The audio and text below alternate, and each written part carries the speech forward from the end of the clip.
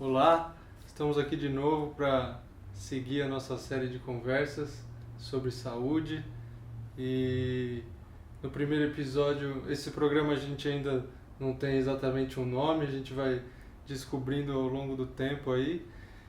E no primeiro episódio a gente falou bastante sobre a questão da predominância técnica na medicina, né? A gente falou de como é, existe uma visão um pouco limitada quando a gente enxerga o corpo humano só como uma máquina, assim, essa questão muito mecanicista. E, e acho que seria legal também agora a gente passar para uma questão do ponto de vista da pessoa que vai procurar o médico mesmo, assim, né? Se a gente pensando em primeira pessoa, e uma coisa que eu descobri, que eu aprendi por meio principalmente da antroposofia, é essa questão da importância da nossa biografia, né? De como a nossa história tem a ver com o processo de adoecimento pelo qual a gente está passando. Então, eu queria conversar um pouquinho sobre isso com você, Ricardo, que você está bem por dentro disso, também tem essa experiência com a antroposofia, e queria falar disso assim, principalmente nas doenças crônicas. A gente não é uma visão comum a gente pensar em como que a gente vem vivendo, como isso influencia na nossa saúde. Isso é uma coisa que ainda são poucas linhas que falam sobre isso, e eu queria saber de você como que você vê a importância disso, se é realmente importante revisitar a biografia e o que a gente pode, que aprendizados que a gente pode tirar com isso, como que isso pode passar a influenciar o nosso modo de vida dali em diante. Claro, essa questão da biografia é bastante fundamental, Daniel. Bastante fundamental. E se a gente puder olhar para a palavra, né, dando o primeiro passo nessa direção, biografia é escrita da vida, né? Bio, vida, grafia é escrita. E o que é a vida se não esse escrever cotidiano?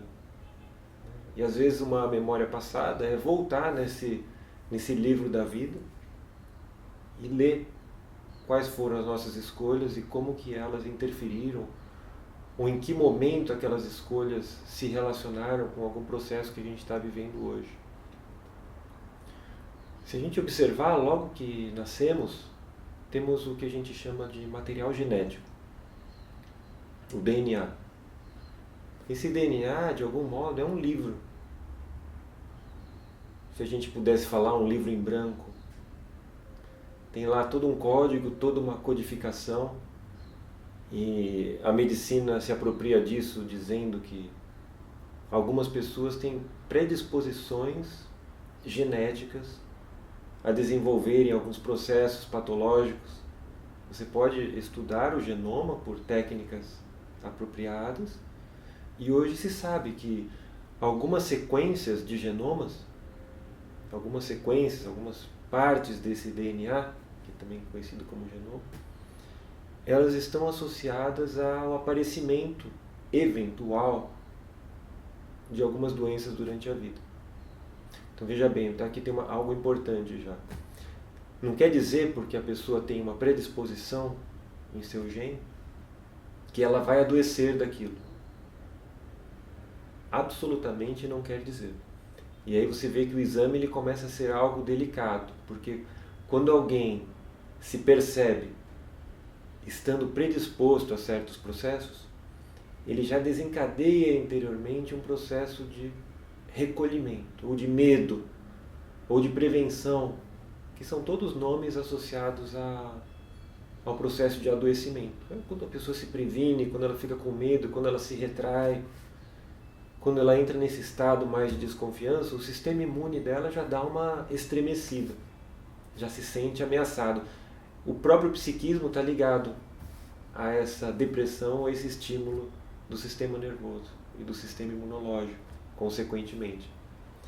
De forma que determinados estados de humor, eles são muito relacionados ao aparecimento ou ao desencadeamento de crises, de predisposições que, caso a pessoa estivesse bem, sem nenhuma interferência psicológica, talvez não se manifestasse. E aí a gente começa a ver essa questão como a biografia é importante. que a biografia na medicina é justamente esse processo de anamnese. É um processo em que você começa conversando com o paciente para resgatar toda aquela memória de vida que eventualmente culminou na visita que a pessoa está fazendo ao seu consultório. Então, todos esses processos que estão predispostos no genoma, no nosso material genético, não necessariamente vão se manifestar na vida.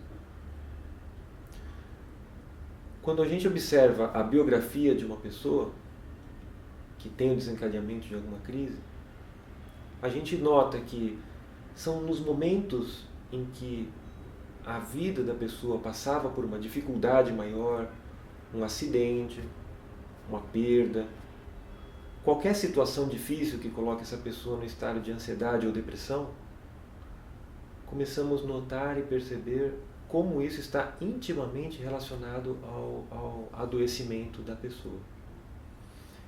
Então esse resgate biográfico é importante quando você traz a consciência da pessoa, a percepção dos processos que de fato estão ligados à causa básica do processo do adoecimento. Muitas vezes esses processos, quando eles são revisitados ou ressignificados, eles têm um profundo poder de trazer o estado de saúde naturalmente para o cotidiano.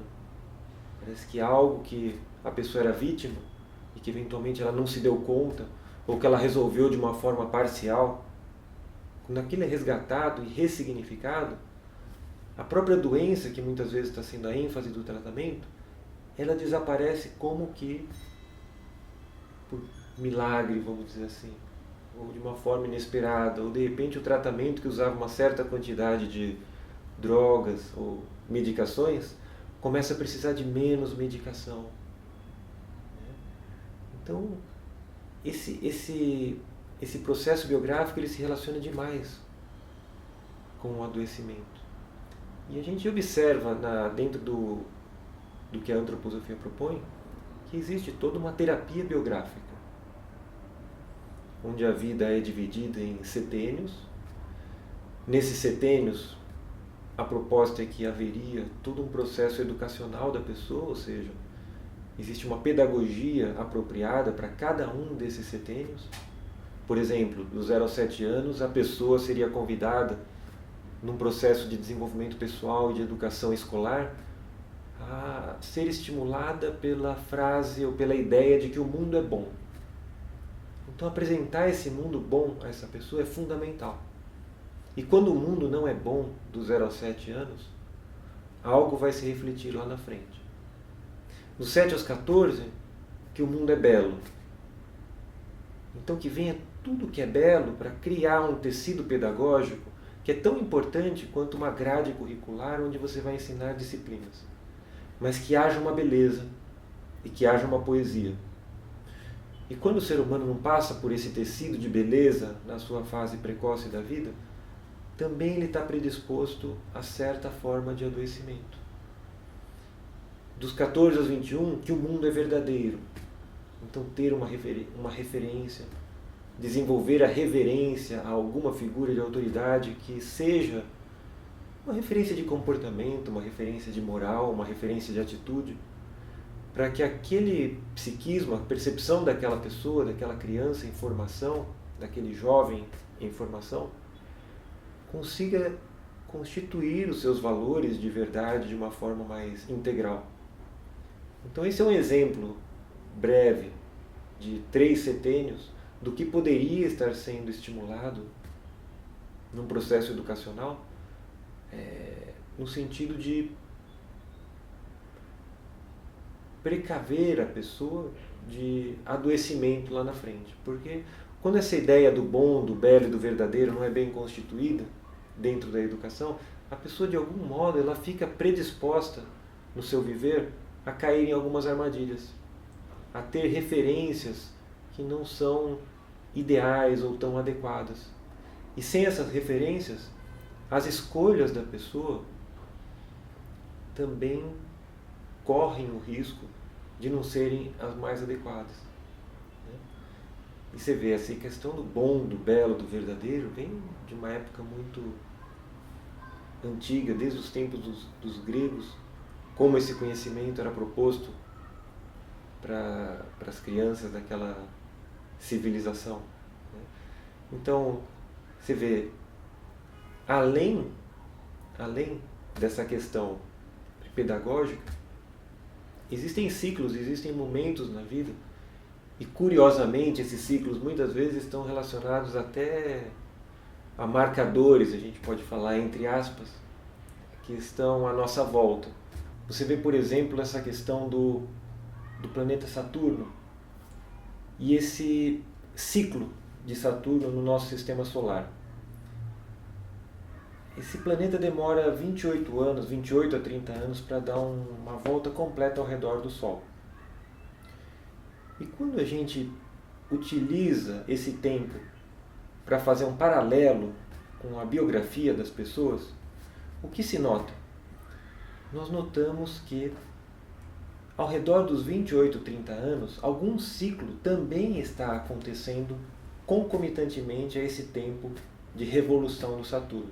Então tem uma época que é chamada de retorno de Saturno e que realmente a gente observa estar relacionado com períodos de crise na vida das pessoas.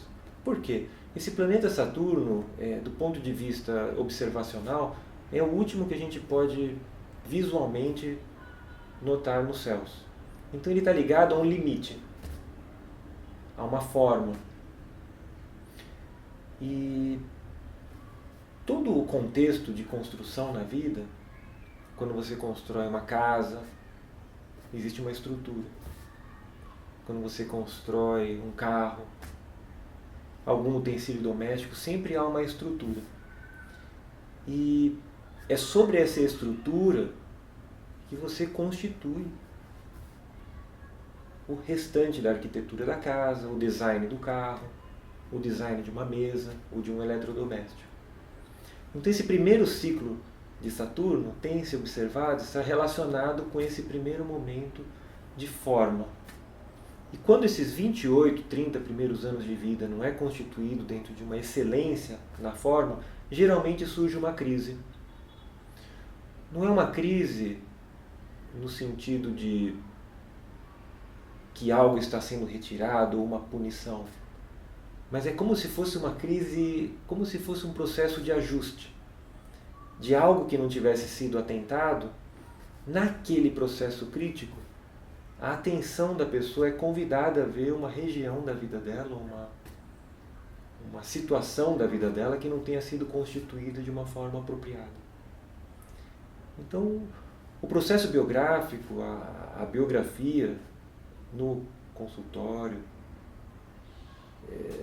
busca, dentro desses períodos, dentro desses ciclos, em cada vida, localizar possibilidades de associação que traga à pessoa a consciência do que possa estar relacionado ao adoecimento dela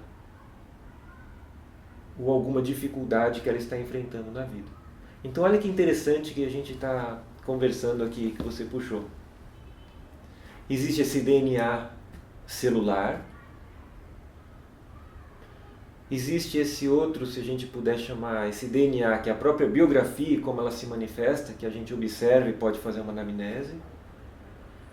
E parece haver algo um pouco ainda incerto, mas como se fosse um DNA celeste.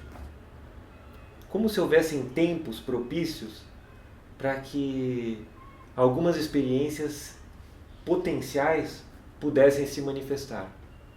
Não estamos falando absolutamente de nada determinista, mas estamos falando sim de gatilhos, assim como há uma predisposição genética, há uma predisposição temporal de alguns momentos da vida das pessoas, de algumas situações mais desafiadoras poderem surgir. E a leitura e a associação desses momentos com símbolos que estão exteriores ao corpo, como uma observação do céu, como se fazia no passado, pode nos auxiliar no processo de preservar e de promover a saúde.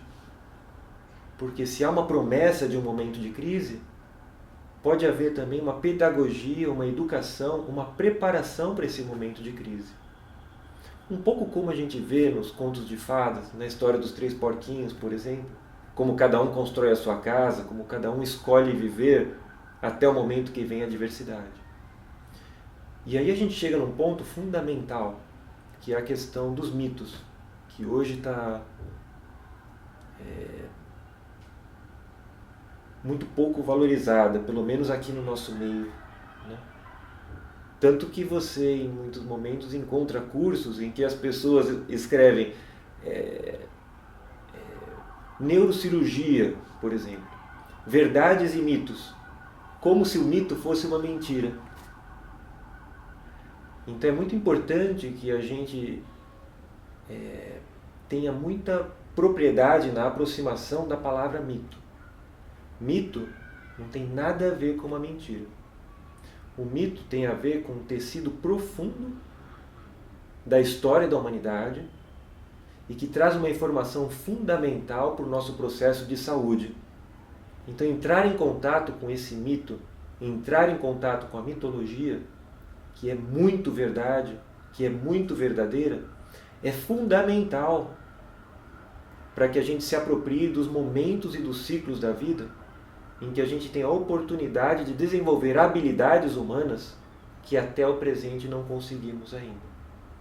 Então esses mitos, essas histórias, quando a gente vê, por exemplo,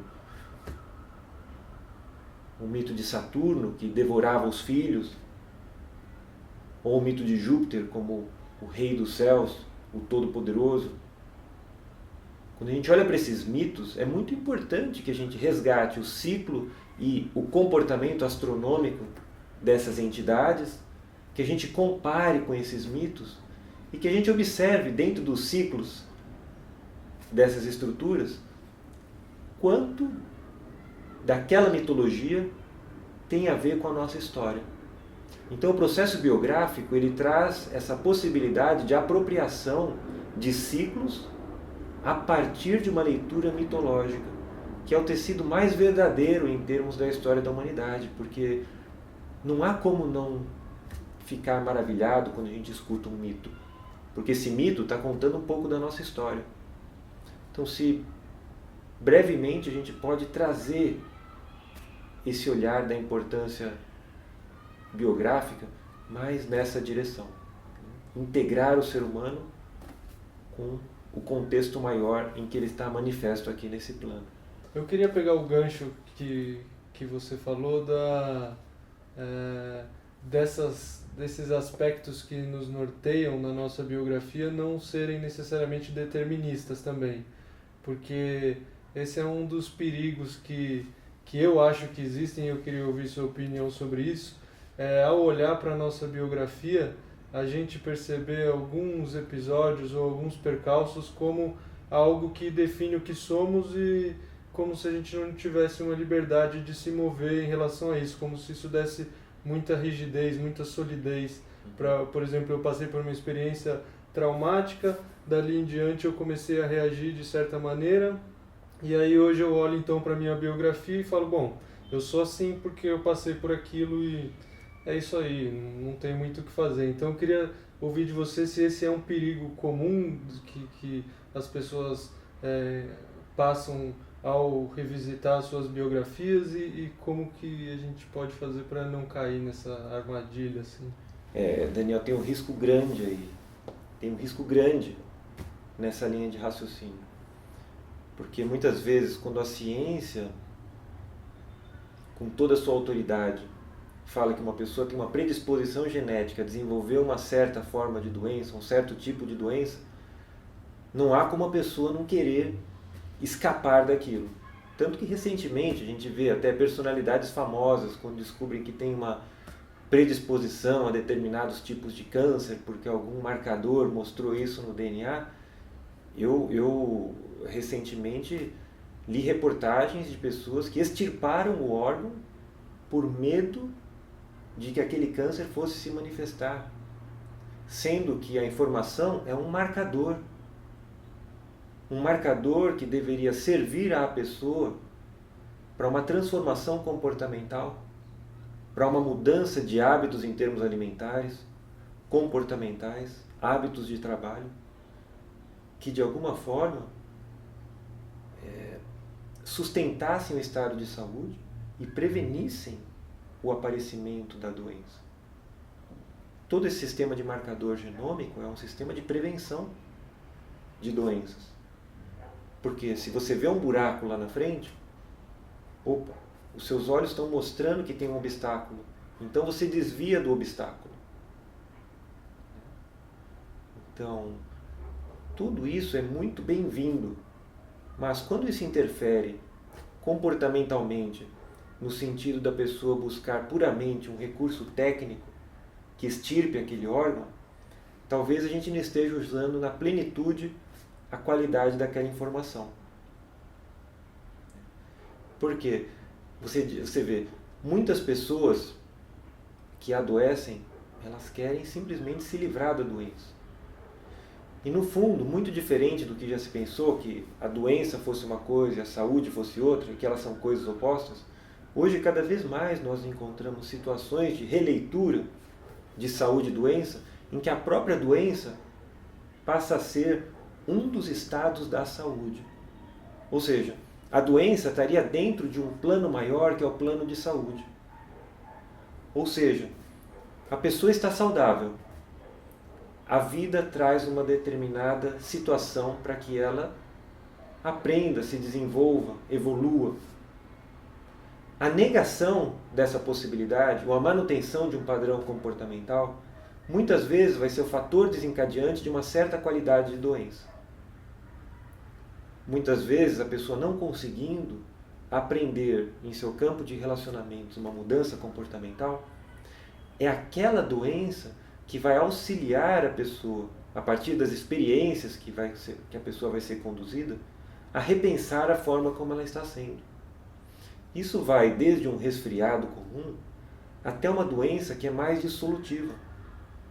Quanto mais dissolutiva é uma doença, quanto mais desafiadora, quanto mais profunda no corpo da pessoa é uma doença, talvez, porque mesmo que eu falo não é absoluto, isso é um convite a uma reflexão, talvez também essa doença dissolutiva ou consumptiva seja uma doença que esteja convidando essa pessoa a desconstruir o seu modo de viver e repensar profundamente como ela vem vivendo. Porque quando uma doença vem para consumir a pessoa profundamente, a pessoa tem que fazer uma pergunta com a maior profundidade e honestidade possível também. Puxa, a forma como eu venho vivendo é consistente com o meu princípio existencial?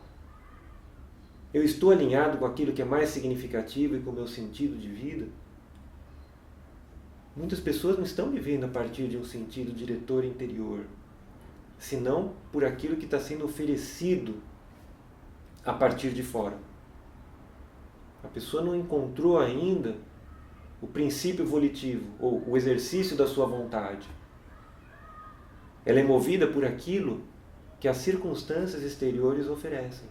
Então, Ricardo, uma coisa que você coloca inclusive no seu livro, que acho que se relaciona bastante com essa questão da biografia, de a gente entender os processos pelos quais a gente passou, é a questão da culpa ou da responsabilidade, né? Porque muita gente pode olhar para isso e falar, puxa, eu sou culpado então pela minha doença, eu estava agindo dessa maneira e isso estava me fazendo mal e eu tenho culpa e como é que eu vivo daqui para frente então? Eu vou carregar essa culpa para sempre? E aí você coloca muito bem no seu livro que não se trata necessariamente de culpa, mas sim de responsabilidade. A gente assumir a nossa responsabilidade no processo, mas não significa que a gente tenha que se sentir culpado por isso, até porque se a gente agiu daquela maneira em determinado momento, é porque a gente via nessa maneira uma das únicas alternativas, né? É porque a gente não estava vendo outras possibilidades. Claro. Porque se a gente visse uma possibilidade melhor, a gente caminharia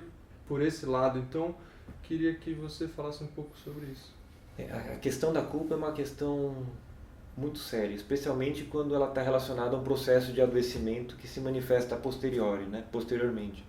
Então, muitas situações que são muito fortes, traumáticas, eventualmente trazem esse sentimento de culpa que a pessoa não consegue lidar. ela fica lá profundamente arraigada na pessoa.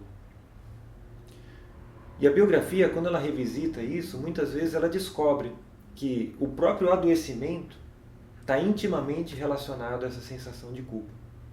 A pessoa, de algum modo, como se utilizasse a doença como autopunição por algo que ela entende que fez errado e que ela não se desculpa. Ela não retira essa culpa. Então a culpa imobiliza a pessoa. Em alguns movimentos é muito difícil fazer essa reflexão que você nos convida, de perceber que naquele momento nós agimos da melhor forma que poderíamos.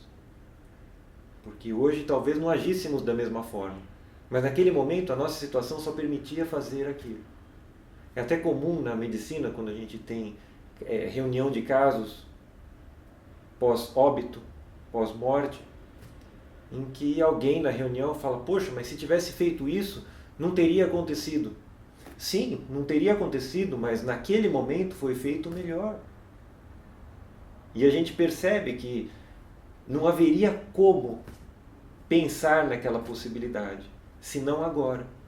Então a biografia ela tem essa ideia de revisitar esses momentos e ressignificar. E a ressignificação da culpa é tentar transmutá-la numa outra instância, numa outra palavra, que para muitas pessoas é sinônima, mas é muito diferente, que é a responsabilidade. O responsabilizar-se, você deixa de trabalhar a culpa naquela sensação de autopunição. Ah, eu sou culpado, não tenho o que fazer, você veste aquilo.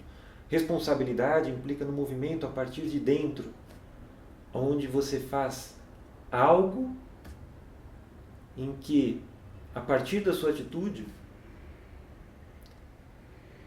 você se mostra assumindo aquela atitude primeira que você teve e que você quer fazer algum tipo de reparação. Puxa, eu realmente agi dessa forma, agora eu vou reparar dessa outra forma. Por um lado, a culpa te horizontaliza, ela deixa você deitado, preso. O responsabilizar-se te ergue, tira você da imobilidade e desperta uma força interior. Quando você se responsabiliza, você faz um exercício de vontade. Quando você se culpa, você cai numa passividade. E isso na medicina já foi visitado, inclusive em revistas importantes, como o New England Journal. Tem estudos em que, em algum momento, se pensou em conversar com pacientes oncológicos sobre o que teria acontecido na vida dela para aquele câncer ter desencadeado. E esses estudos mostraram uma linha tênue e delicada de se caminhar, que é quando o paciente, fazendo essa revisita, né, revisitando a sua situação, se reveste de um sentimento de culpa, a evolução da doença é muito pior. Quando o paciente assume a responsabilidade e permite uma mudança de hábito, uma mudança de perspectiva, a recuperação é muito melhor. Então existe um risco aí de como conduzir isso, e precisaria de toda uma equipe de terapeutas e psicólogos que conseguissem, nessa linha tênue, cuidar para que esses processos de consciência durante processos de adoecimentos mais graves, como as doenças neoplásicas, os cânceres, pudessem ser conduzidos. E muitas vezes, pelo risco da pessoa se culpar, muitos terapeutas, muitos médicos, preferem não discutir essas nuances do adoecimento. E você vê que seriam nuances que seriam profundamente terapêuticas, se o paciente pudesse fazer esse raciocínio com alguém preparado, mas pelo risco, muitos terapeutas preferem não fazer. Pelo risco dessa culpa levar a uma ansiedade, uma depressão e uma piora do quadro. Mas claro, a responsabilidade é sempre algo a ser buscado. E de novo, esse responsabilizar-se, ele pede que haja um sentido na vida. Porque a gente se responsabiliza em função de algo, em função de reassumir um caminho em que num determinado momento nós perdemos essa linha. E quando você simplesmente se culpa, você fica parado naquele ponto da linha. Então, um trabalho que você poderia fazer ativamente, ele passa a ser feito passivamente. Muitas vezes, pelo próprio sofrimento que decorre da doença.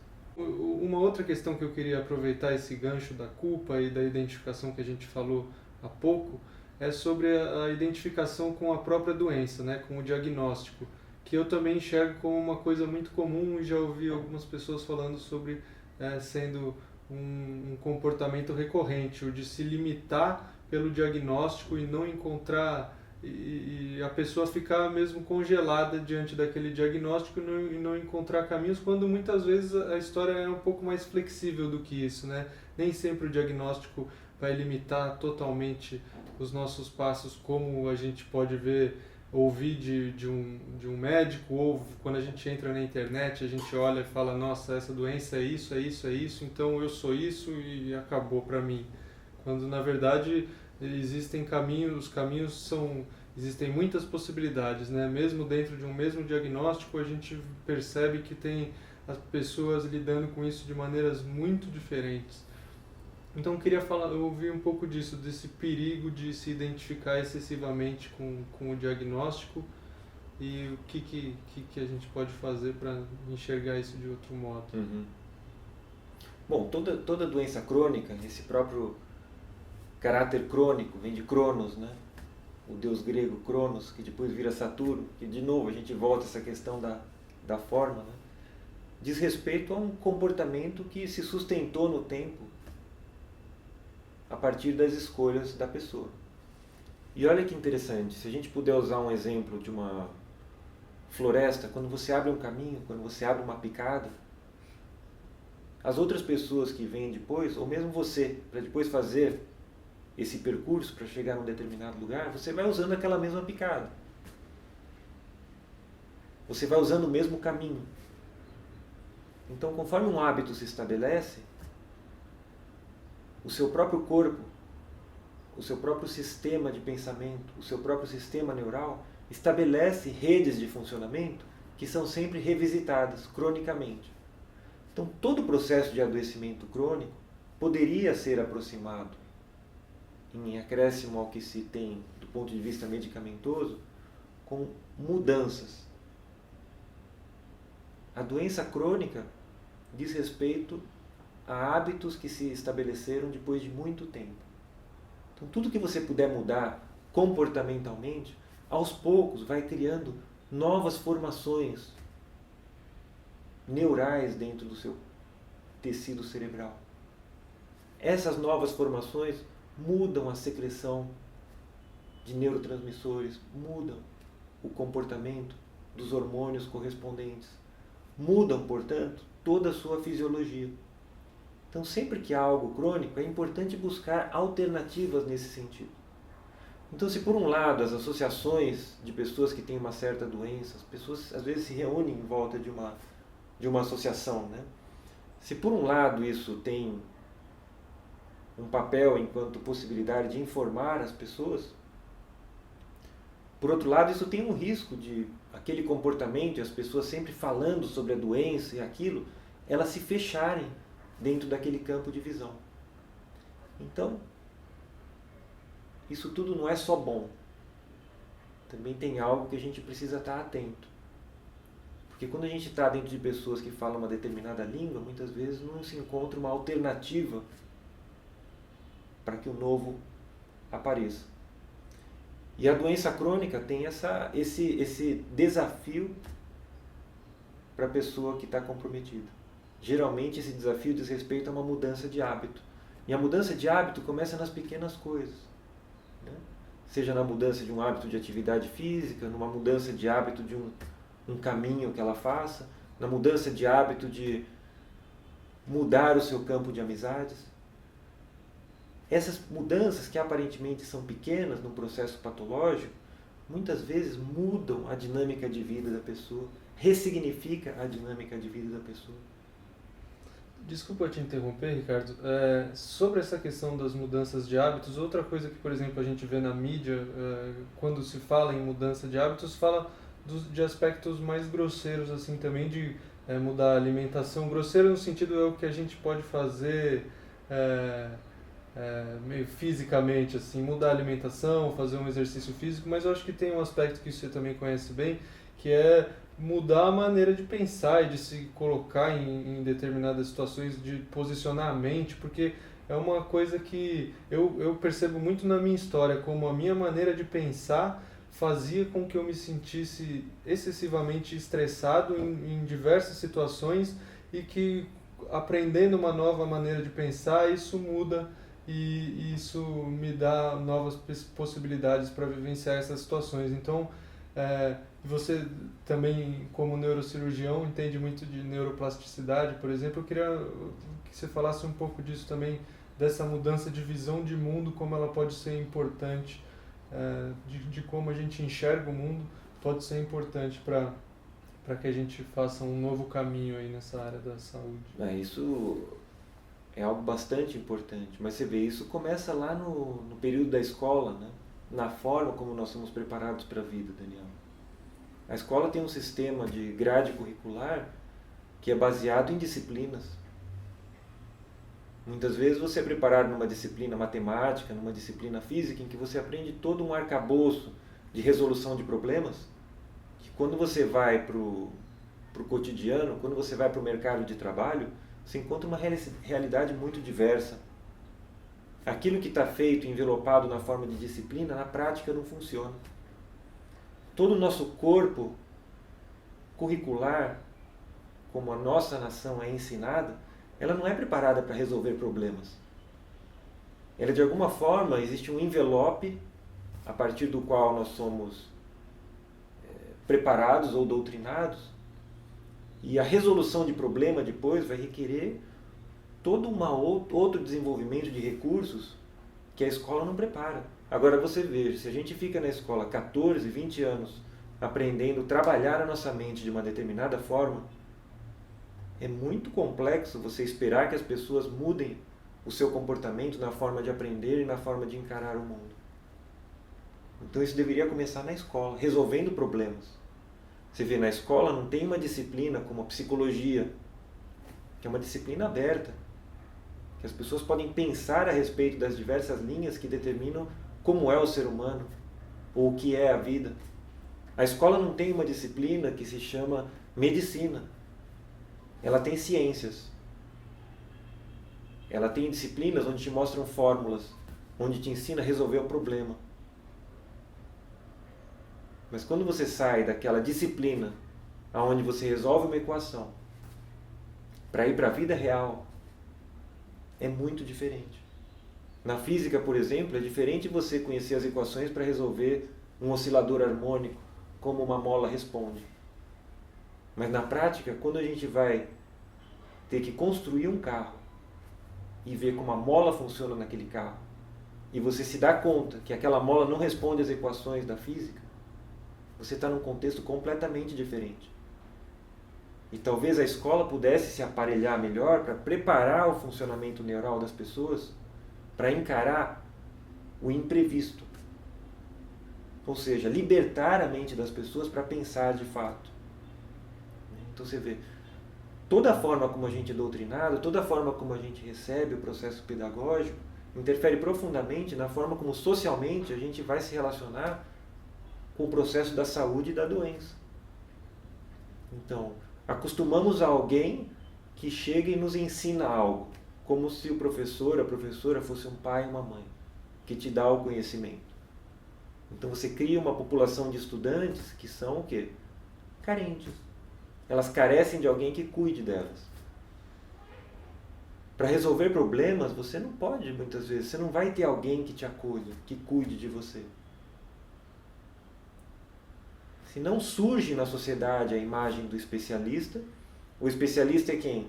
Aquele que você está com problema, você leva para ele, mas minimamente você não soube como equacionar na sua vida as situações e circunstâncias que você mesmo poderia ter dado conta.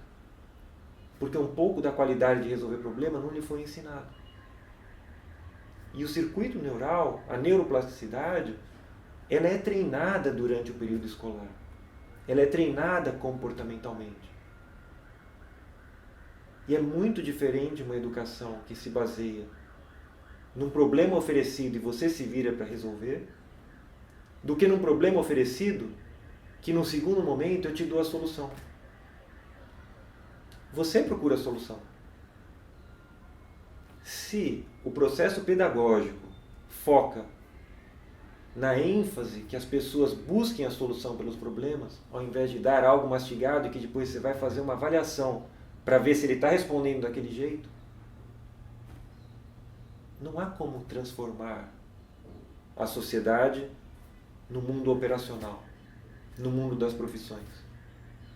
Agora, se você capacita a pessoa, você emancipa a pessoa para um pensar, a própria necessidade profissional no dia a dia, ela se transforma em algo completamente inusitado. Talvez algumas especialidades deixem de ser necessárias, porque a própria pessoa vai saber quais são as escolhas mais interessantes para ela. Vai saber como resolver problema antes de precisar de um especialista.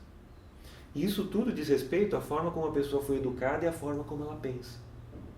Como ela resolve seus problemas. Como ela encara a vida. Então eu resolvo meus problemas. Eu não preciso que alguém me pegue no colo. E claro, em última instância, chegou numa situação extrema, claro, eu vou procurar alguém que possa me auxiliar na resolução dos problemas.